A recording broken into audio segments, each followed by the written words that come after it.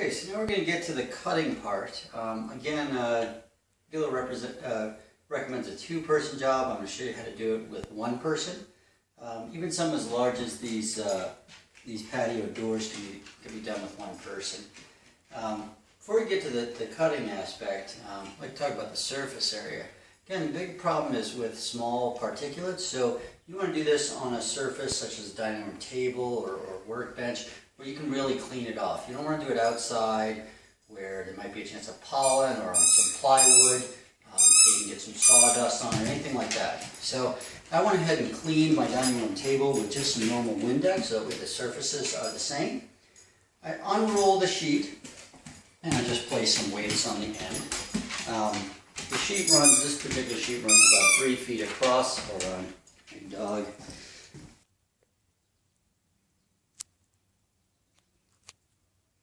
Okay, apologies for that. My dog was playing with a squeaky toy. So again, I want to clean the table, get a nice area, and this is what, if you can kind of see here, this is what the peel and stick or the static cling, whatever they're calling it, looks like. There's one piece, and that's what goes on the window.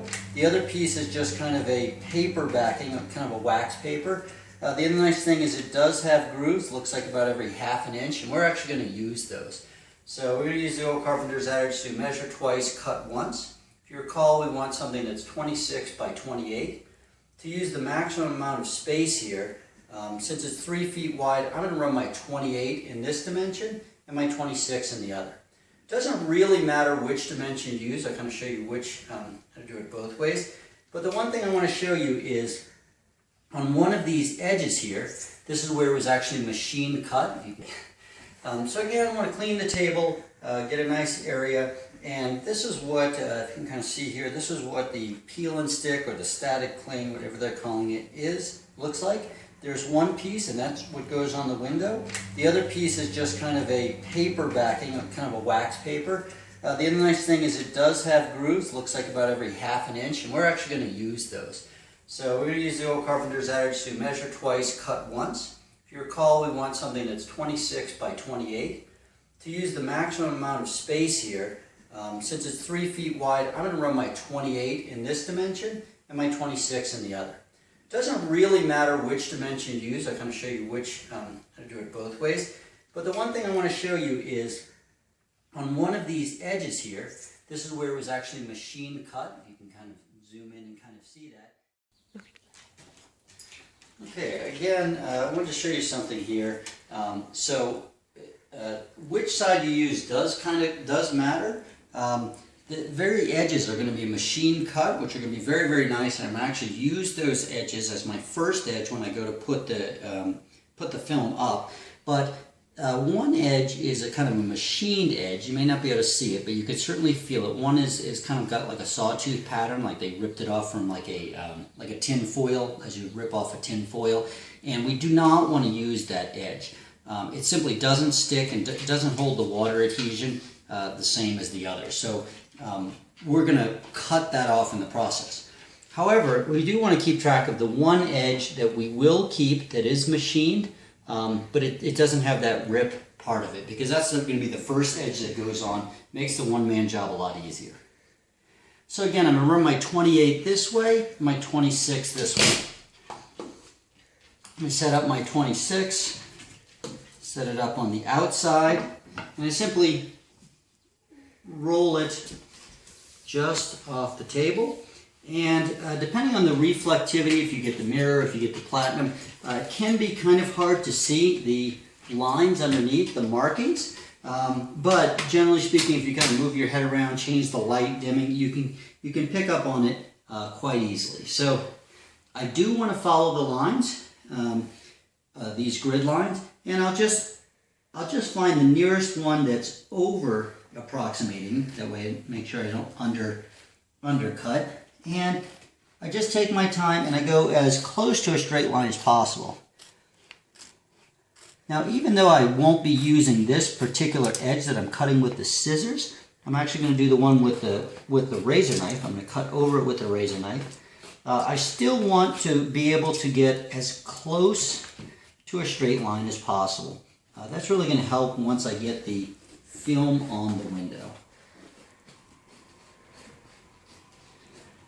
So again, I take my time here, such that I know I'm going to get a good fit each and every time. It's well worth the trouble to get a nice straight edge here, as opposed to messing up a little bit and having it not quite cover one of the edges, and then you just lost yourself $40 for your window film. Almost done here. Should also mention, it's a good idea to swap your razor knife or your box cutter. Put in a fresh blade. It will really save you a lot of headache in the long run. I usually tend to go with the highest quality blade I can. And that should last you several windows, 10, 20 at minimum. Okay, the other dimension was 28, so I'm simply going to hang one side off the table. And cut it on a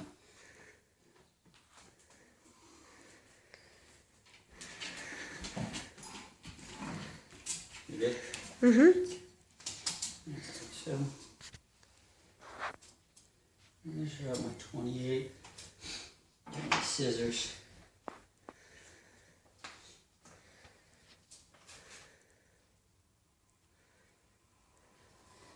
And just like in grade school, cut along the dotted line here. Again, as you're doing this, you might have to kind of move your head around or change the lighting effects or where you're actually cutting so that you can see the lines. As you see, it's probably pretty hard to see on camera that I am actually following the line to within about a 1/8 of an inch or 1/16 of an inch. Just take your time. If you can't see it, simply reposition, try again. Also keep in mind that obviously to be straight, your film has to be in line with the wax sheet below. Otherwise, it's going to serve you no good to follow the line. And that is it for the cutting part. Come back in just a moment and show you how to prep the window with the spray. Prep this, use your one-man job to go and set the first part of the window.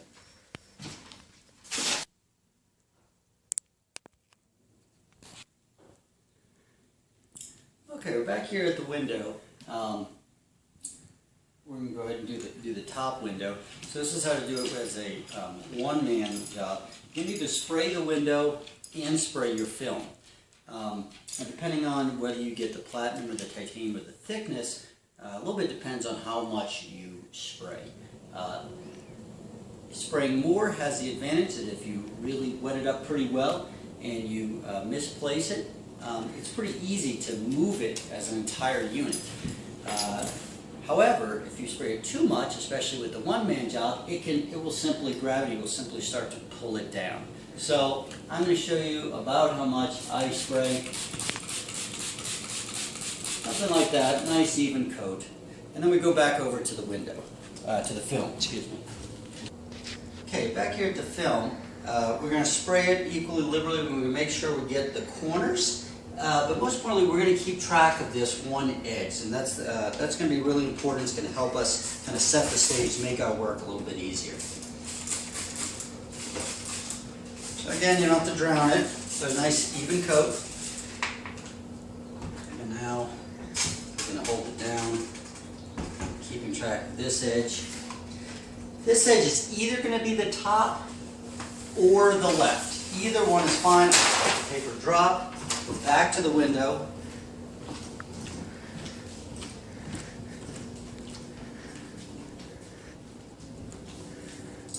Now, if I recall, the 28 dimension was the length, so I'm going to let this be the top. If it's the left, it's no big deal as well. And I'm simply going to place it on the window as such. So I'm going to pat it down.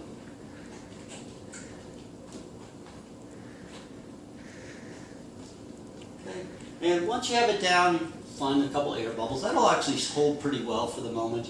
Just wait right here for a moment. I'm going to go run back and get my spray bottle.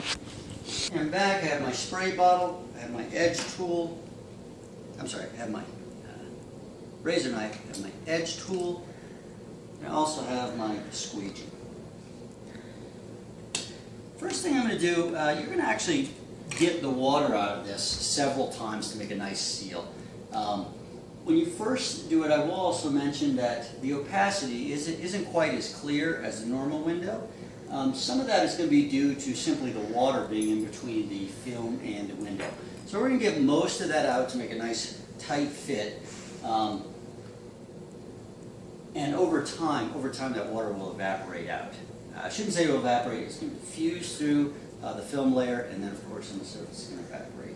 So what I'm going to do first is, before I start cutting all my edges, I'm going to go ahead and spray some of this. This has a slight soap on it, and you really want to make sure it's smooth, that you're not feeling like it's kind of sticking on you between the squeegee and the window film. So notice I have my nice edge up at the top.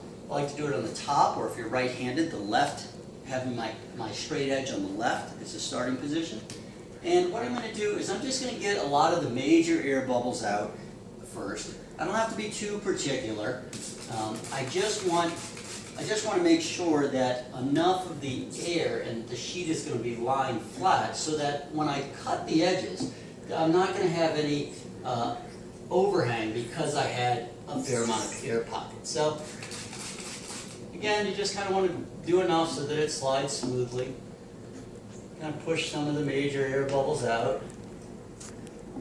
If you try to get all the water out now, if you have to move it, which you inevitably will have to move it a hair, here or there, it's not going to want to move. So you just want to get most of the air bubbles out, just so that it lies flush with the window. Okay. Like that. You'll be just fine. Okay.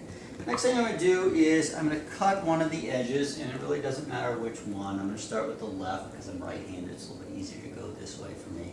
And this edge tool is a really powerful tool. I could just take my razor knife and try to run it right down the edge, but I'm likely to either go in the center too much, too far, to undershoot or to overshoot. The other nice thing about this edge tool, if you can kind of zoom in here, is that you see that here the film is flush with the window, and here it's flush with the edge. So there's a slight lip here. So what's going to happen is if I just run my razor knife down, I'm going to be over approximating it because this edge is basically, I don't know, the hypotenuse of a right triangle, if you will. So instead, to make sure I get a nice good cut, take my blade all the way out, I'm going to push down using this edge tool at the very edge, and I'm going to kind of line it up. This kind of gives me a channel to work with. Much less likely to make an error, or I should say my error is going to be a very small magnitude if I am using this edge. The most I can be off is by about a 32nd of an inch, or say 2 millimeters. I'm just going to follow it down.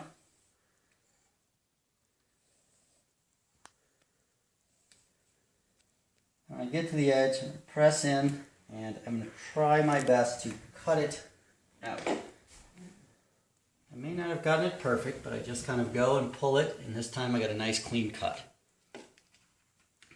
Okay. You can see it lines up straight. If it doesn't, if you get one little edge, a little snippet, you can also just go back in now, or as I'd recommend, kind of towards the end. Now, the left is nice and straight, and I look down, I want to make sure I have the same amount of straightness. I don't want to force all of the window film underneath this mount of the window, and the reason being is I want to allow a little bit to expand and contract. As well, there's invariably some dirt particles that are still under there. So I want to line it up, and if anything, I want it to be a little bit shy of the edge. Okay? So the next thing, I'm going to always keep kind of re-looking at my edges to make sure I have a nice but small and straight gap on both sides. What can happen is as you're cutting one edge, the film can ever so slightly move, either because it's too wet, or because your hand is simply moving it. Now the nice thing too is if for instance that it starts to move on you, nice little technique, as opposed to taking it, peeling it all back and re-wetting it, is you can simply place your hands on two diagonal spots and press, and I kind of make like a tremor with your hands. This will slightly vibrate the film, and you can simply slide it back and forth pretty easily, about 1/2 inch. So if it's not right where you want it, let's say it's too low, let's simply put my hands up here and give them kind of a tremor as I push up, and it'll simply move into place. Actually, in doing so, I did move it a hair to the left. Move it just over to the right. So I'm going to check my edges, and they look good. So I'm going to go ahead and cut the rightmost edge. Most of my air bubbles are out. I'm going to use the same technique. Use my edge tool, press down so that I've eliminated the gap, and now I'm flush with the window. I take my time. I want to do all this work and have to do it again. Not to mention waste my $40 for the actual cost of the film.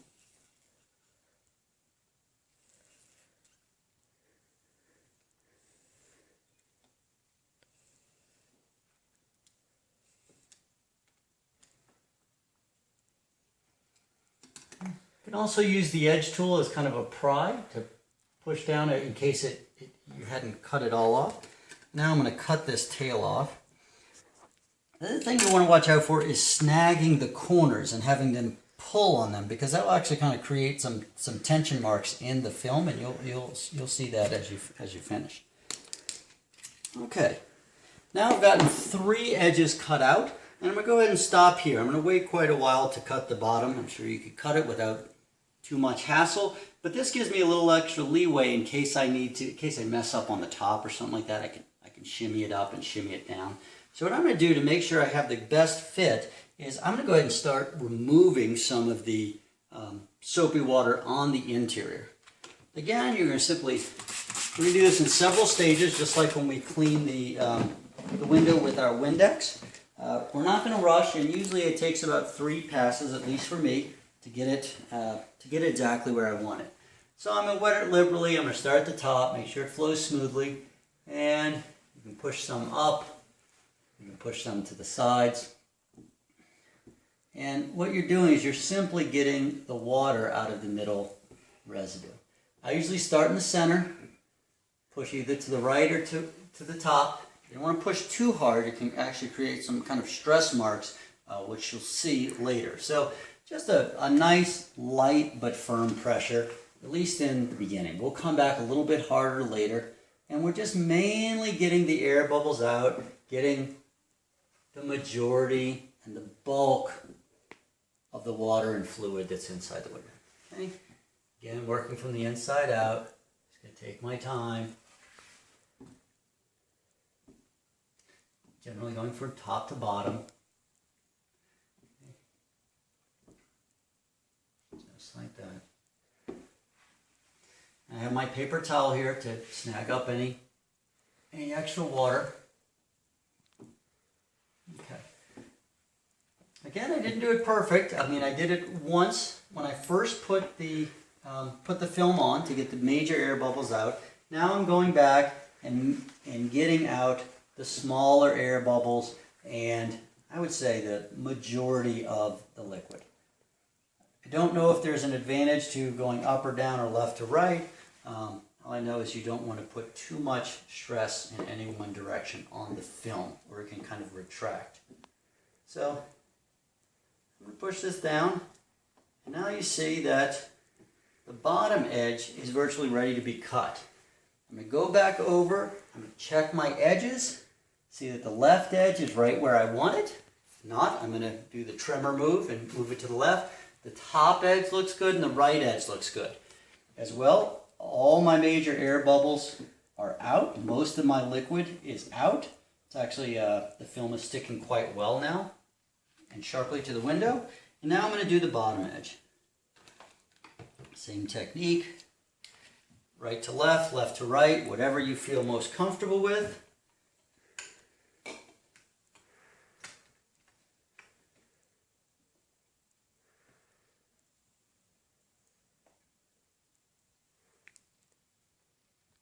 And I'm just going to take my time.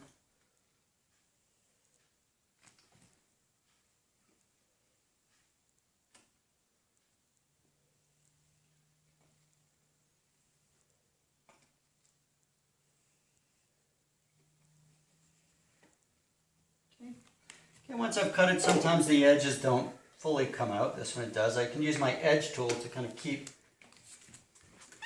it flush with the window. Like this edge didn't quite come out, so I'd have to go, and sometimes it takes a bit and you have to cut it out in any way that works. So now all the sides are done. I'm going to go ahead and clear out some of the last remaining air bubbles and pockets of moisture from the bottom. Remember, we didn't get that very well initially because we were still finishing up the bottom, cutting of the bottom. I'm just going to push it to the sides, push it to the bottom. Doesn't really matter. Okay, now the film is pretty much on. What I do want to do is try to get out a lot of the added water. It's going to be small amounts of water. They're going to kind of bead up and maybe the size of 1/4 of an inch or less. And this is going to really help get that last bit of fluid out behind the window, as well as really kind of increase the sharpness and visibility through the window, especially in the beginning. So I'm just going to wet it up. And now I'm going to come just a little over the center line. I'm going to press. And this time I'm actually doing it with just a little bit more force. Which means I would just say just a little firmer. And if you could zoom in here for a moment, once you see kind of the size of the water droplets, don't know if the camera angle is catching that, but the size of the water droplets have definitely decreased. You can see them on the squeegee as you push from left to right, and they're about, I don't know, 1/4 of an inch to 1/8 an inch in diameter. Okay. And so you're just going to press to get as many of those out into the edges as possible. Might still be some very, very small air bubbles. You want to get all those out. If there's something that's really bugging you, like a pet hair or a big chunk of dust, you can pull the film back, respray it, and put it back up. One of the issues I've noticed, if you have a small particle or a pet hair or something like that, as you go to pull it up, that pet hair is going to run with the water. So you'll actually be chasing it all the way down, so getting like a large screwdriver or something to pry it out is helpful. That's really going to save you a lot of time. Why I spend so much time making sure that it's free of dust particles. Okay, I'm going to do the same thing on the other side. Push, push, push, a little bit firmer pressure. Okay, at the end.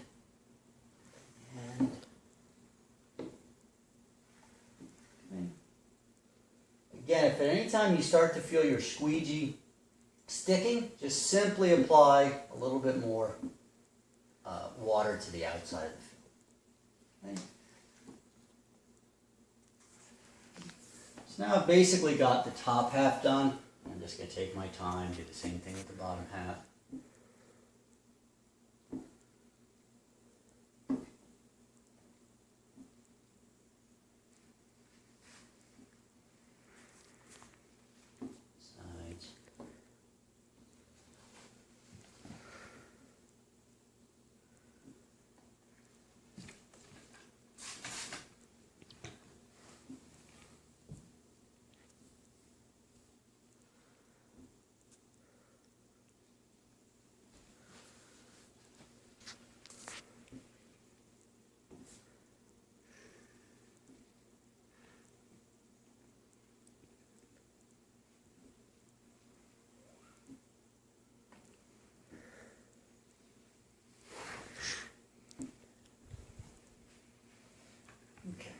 Do one more pass here on the bottom.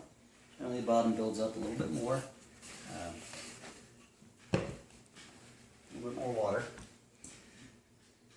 I'm just going to take my time. Keep doing it until I see that until running in front of the squeegee is water droplets that are, say, less than about 1/8 of an inch in diameter. Beyond that, I haven't noticed notice a difference in the windows either way.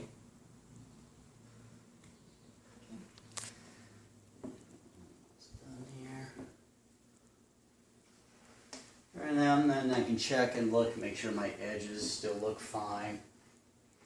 That's also the advantage of getting some of the water out first, is that when you're pushing from left to right, after that second pass of getting that water out, if you remember we did that, you're not going to be pushing whereby the film can actually slide on the window, because there's just not enough water to make it be mobile like that. And that's about it. I'm going to come back with one completely dry paper towel. Make sure I get the edges. Some people go around and do the edges one more time. You can if you like. I particularly get the bottom edge. Sometimes I have to kind of put the paper towel in the small gaps between the film and the surrounding mounting. Even going slow kind of helps. Use the capillary action of the water. And poof, there you hear it, have it. Okay, nice and straight every time. The trick is simply taking your time, going step by step, not rushing it, and looks great. You can see that it's a little bit more tinted than the bottom one. Certainly a lot cooler. If you try to look through it, I'm sure you can't pick it up on the camera, but again, it's not quite as clear as the normal window, but overall, very nice effect. Let's go outside and take a look and see what it looks like from the outside. Okay, here we are outside the property, and now you notice that we finished the top. You can kind of see the difference between the top and this one. This is the only one that's not done now. You can clearly see the spray bottle.